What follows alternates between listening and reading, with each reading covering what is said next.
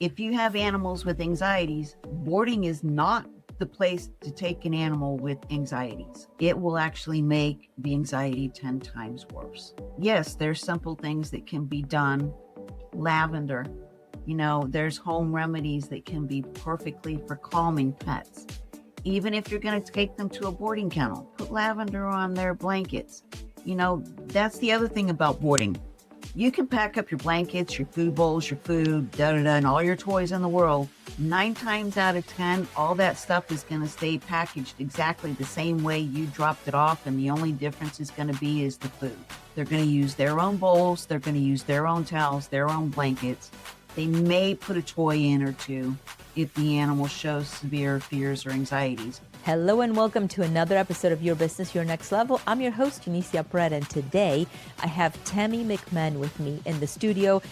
Tammy, after training in veterinary medicine, saw a need for a better alternative to traditional pet boarding.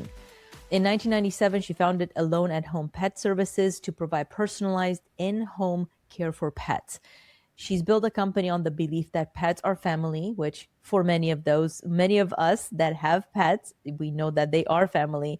And her company is focused on offering comfort, trust, and a higher standard of care. And today, my hope is that we can talk to Tammy about the different things that a lot of pet owners do not know are happening when it comes to them traveling and using boarding services, regardless how high up on the echelon they might be. What happens to the pets that are in the boarding environment? Tammy, welcome to the show. Thank you for inviting me. Glad to be here. Absolutely. So, yes, tell us a little bit about, you and I talked before the show, specifically about what happens to pets that go to a boarding environment, into a boarding company. Typically, what do you see with those pets? What are some of the issues that perhaps their owners do not necessarily realize, especially when they're gone for more than a couple of days? Well, when you take your pet, when you decide to go on a trip, first of all, and you've got pets, your family members, they're usually the last one that gets taken care of, but sometimes it can be the first. When they see you taking your suitcases out, the panic automatically starts. No matter what breed of animal it is, cat, dog, they will start to panic because they know something's going on. So we advise our owners to pack in a different room behind a closed door. That way it eases the stress a little bit. When you put them in the vehicle and you packed up all their bedding, their toys, their food, they're really confused. They don't know what's going on. Why are you taking me out of my home environment? Where are we going? And then you're taking them to a place rather they may seem happy when they get there with tails wagging because there's people. But then when they go behind that closed door, mom and dad aren't coming with me. That's when the anxiety starts. That's when the fear starts. Not all animals are compatible with other animals.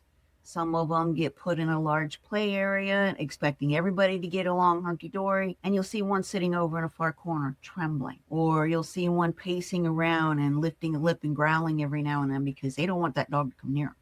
That all starts anxieties. Anxieties can trigger other issues, and that's what owners don't see. Same thing with cats. Cats are really bad because they're homebodies. They don't get taken out of their environments. And you're putting them in a carrier and then they're getting shoved in a cage. 90% of your boardings, they're in cages. They may have glass rooms with cat perches and bedding and whatnot, but they're still in cages. Very seldom is there any kind of relaxing music that is being played.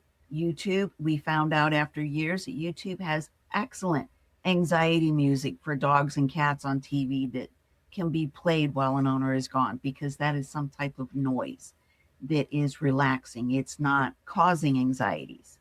They don't get the human contact that they're used to having at home because there's so many other animals around. Constant barking, constant screaming. Therefore, the stress is still building. And each day, that continues. Then they get put in those cages at night. Rather, it could be a soft bed or it could be a grate that they're sleeping on or just the concrete floor in their bedding.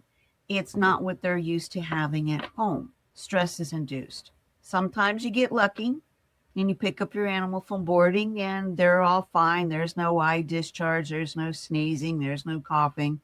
There's no vomiting and diarrhea. but that's rarity, because when you have stress causes issues with immune systems, which then causes them to lack of eat, then causes diarrhea because now you've got inflammatory bowels because of the stress issue. Now you're at the vet's office. You just got home from a trip and now you're at the vet's office with your animal that's sick because it was boarded.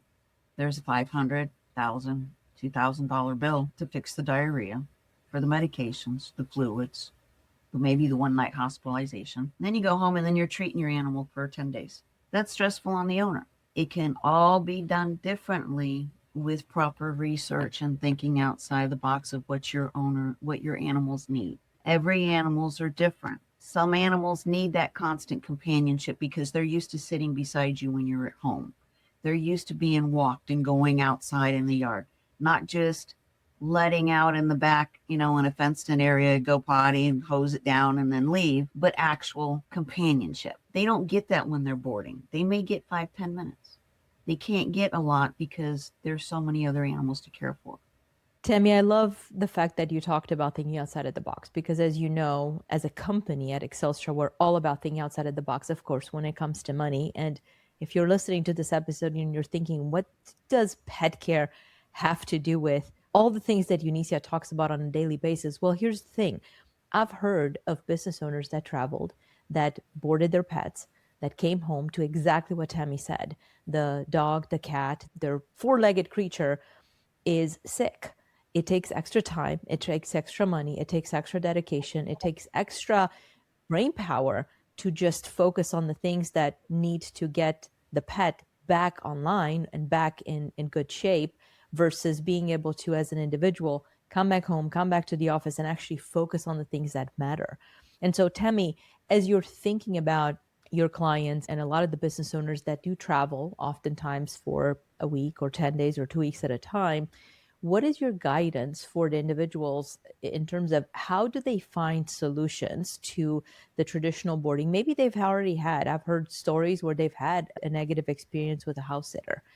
And because of that, they've reverted back to boarding, or they've reverted back to, taking their pet to a pet clinic, again, for boarding purposes. What is your guidance for how can they find someone that is trustworthy, that they can rely on so that they can get the proper care for their pet and have the luxury and the relief that when they come back, they're not going to have to spend the extra time, energy, and even the money to simply get their pet back? Well, you want to be careful when you ask that question online. A lot of people will go online and go, who's the best boarding kennel? Who's the best? Who's that? Which is all fine, but you've got to do your own research as well, because your pet is your family member.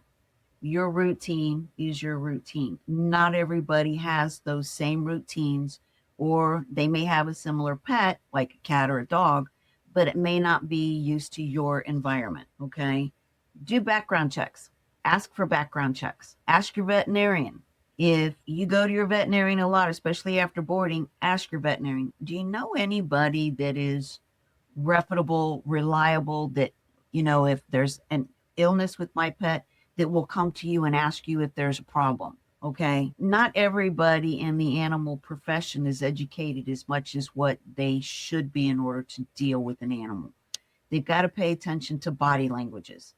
Your boarding kennels don't pay attention to whether its tail is wagging or it's down in between its legs, or if it's sitting in a corner, or if it's panting and pacing. They just think it's being an animal. It'll be fine. And on the way they go. If you have animals with anxieties, boarding is not the place to take an animal with anxieties. It will actually make the anxiety 10 times worse. Yes, there's simple things that can be done. Lavender. There's home remedies that can be perfectly for calming pets. Even if you're going to take them to a boarding kennel, put lavender on their blankets. That's the other thing about boarding.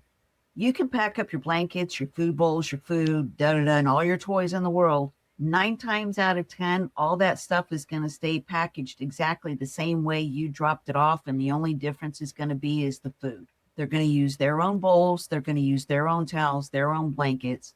They may put a toy in or two if the animal shows severe fears or anxieties. Other than that, you have no way of knowing when you're dropping your animal off at a boarding facility what exactly is going to happen, unless they have video cameras for you to zoom in anytime You want to, not anytime they tell you it's okay to look. There's a difference there. There's things that are done behind the scenes that nobody knows about. Tammy, you're preaching to the choir over here, because one of the things, and our listeners know I talk a lot about this, what you're describing is very similar actually to what happens in the financial services industry. People entrust not just their pets, they entrust their entire wealth to one or two individuals. They have a, what I call a him or a her, they have a financial advisor, they have a CPA, they have Somebody that someone they rely on. that has assured them, exactly, they've assured them that trust them, your money is safe with them. And the argument that I make every single time is, and what I challenge individuals to do is exactly like you said, watch the body language of, in this case, it's not of the pet. In this case is watch the body language of your CPA, watch the body language of your financial advisor. When you challenge them with a question that perhaps you've challenged them before and they swept it under the rug, and it's coming back up because they swept it under the rug, they never really answered the question, and now you're bringing it back up, or you're constantly going to your financial team with ideas to say, well, what if we try this and what if we try that? And my argument is, if you as an individual, as you're listening to this, just like you would take care of the pets, of your pets, and you want their well-being, what about your financial bottom line? What about the way that your financials are being handled? Do you have what I call the checks and balances? And if you implement a checks and balances system, whether it be to your finances, whether it be to your health, whether it be to the well-being of your pet, which is what we're talking about here, it's very Yes. similar. And what you'll find is that when you make changes in one area of your life and you start implementing said checks and balances, you'll start understanding how those checks and balances are needed in other areas of your life. And they will pay back in big time from a rewards Yes, it perspective. will. Checks and balances makes a lot of sense and a lot of thing everyday use. No matter what we do, you have to do checks and balances in order for things to turn out decent. Absolutely. Tammy, one of the things that I'd love to also highlight to our listeners is that you used to actually manage an animal hospitals years back, Yes. right? This was before you started your business. And one of the things that we were talking about is, for example, marketing and Hmm. advertising. Advertising is done to attract clients, not to tell them, here are all the problems that the company is having, No, right?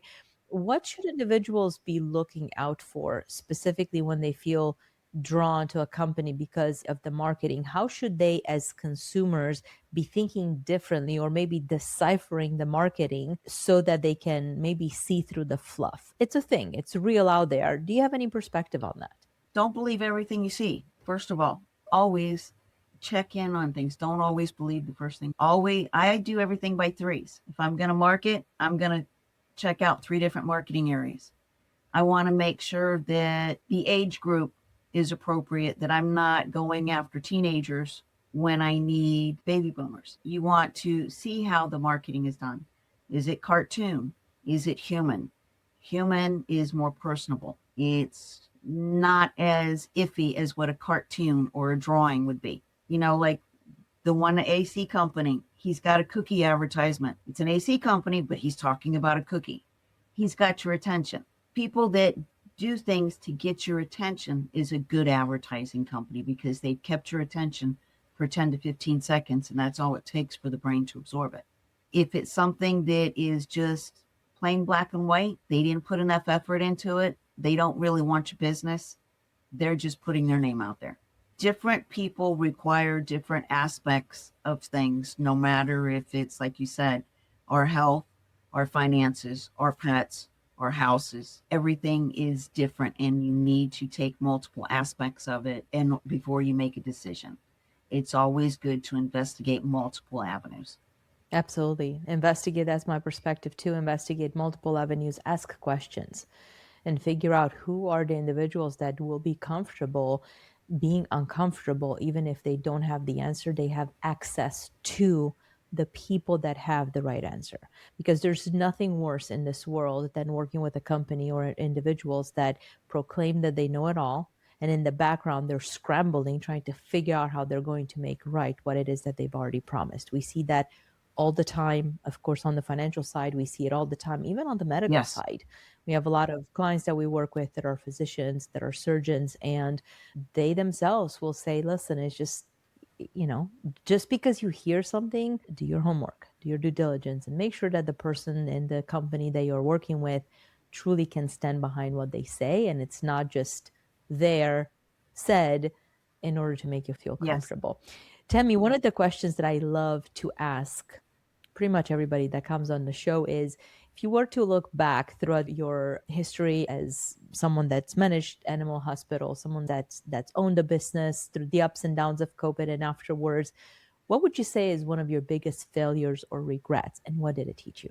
I didn't do enough research about the business before I started. I had started in veterinary medicine and just thought, oh, cool, this will be fun to do. I didn't look at all aspects. I didn't take into consideration that my holidays and my evenings would be filled and it wouldn't be with family, that I would be working. Same thing with my weekends. I didn't take into consideration that I would be a grandma someday and my attention would be needed somewhere else. Instead, it was just all towards one thing. And that's my biggest regret, is that I didn't research it enough. My heart and my mind were definitely in it, but the right mental status was not at the time. This was also 30 years ago. Other than that, my biggest failure, stupid advertising when I first started. I spent a lot of money on advertising that got me nowhere, and it was a lot of money washed down the drain. Other than that, I'm pretty happy with my company. I've dealt with employees in multiple aspects of things and every aspect of their life along with ours. We handle our financials very well now, and we're looking forward to keep growing. That is beautiful. And something that you said, Tammy, about the sometimes business owners not really thinking about how will their life, their decisions, their desires change with time, and how will those changes directly impact the business is something that seldomly do I see entrepreneurs really thinking about. Yesterday, I was on a call with a client, massive company, huge successes. And the sentiment that came through very loudly was multiple key team members out due to the fact that they had team members or family members that had passed away. Massive IT undertaking project, going through an audit, internal audit at the same time. And the message that came through was this particular individual, again, very successful. He said, I'm a bottleneck. And I see that so often with business owners and entrepreneurs because they didn't think about how will their life change based on the priorities. And the business continues to grow, and it makes it hard to backtrack Mm-hmm. unless the proper structure, the proper processes, and very importantly, the proper team is put into place. And so, a good example in this particular case, one of the things that's making it super easy or much easier for the client is the fact that we were able to step in to say, okay, you've got these priorities, at least on the financial side. Let us take those off your plate, make sure that we do what we do best, quarterback and triangulate the process, and automatically it saved the client several hours from having to basically chase the problem internally in hopes that it was going to be addressed because it had already taken them several weeks and it had not gotten addressed. That's We jumped in, literally 3 hours later, the problem was solved. and that's a good thing. It's good to ask for help. And again, Always, doing the research always to ask find the for good help. help to help you. That's the difficult part. It's the difficult part and it's the necessary part. And my hope is that as our listeners are listening to this, the key message is absolutely do your research when it comes to pets. How are your pets being handled? Tammy gave us some really, really beautiful golden nuggets that I'm sure to some extent you might have already known. Perhaps you've even experienced them with your own pets. And if you've experienced the alternative, it's something's not working, figure out a way to solve it. It doesn't have to be as hard as it is just because perhaps you don't have the right team on your side. In this case, be it to take care of your pets while you're gone, or perhaps you need a little breather, or even when it comes to life, business, finances, your own medical situation, ask questions and do not ever be shy about poking around and making sure that your questions are being answered. That's a big thing that we see oftentimes. Tammy, as we conclude today's episode, this has been fun and engaging. Are there any parting thoughts that you have for our listeners? When you're doing your research and your investigations on no matter how personal the item is that you're looking for, make sure the person on the other end that you're talking to, especially if it's face to face, that there is eye contact. Because if there's not eye contact, that person is not listening to you, or they're hiding something and they're not paying attention to you at all. Eye contact is very, very important. Their poise as far as how they present themselves is important. Get your answers, investigate them. Don't accept being brushed underneath the carpet. There's answers out there. Find them, research them. Well said, Tammy. Well said. And with that, as you're listening to this episode, we thank you for being here. Share with others as you see fit based on whomever you might know that needs to hear this. And until next time, stay tuned for your next episode of Your Business, Your Next Level. Thank you for joining us on Your Business, Your Next Level podcast, where it is all about helping you make more, keep more, and elevating your business to the next level. To learn more, make sure you head over to www.podcast.extelstra.com and don't forget to subscribe, rate, and review the show. Again, that's podcast.excelstra.com. Until next time, thanks for listening.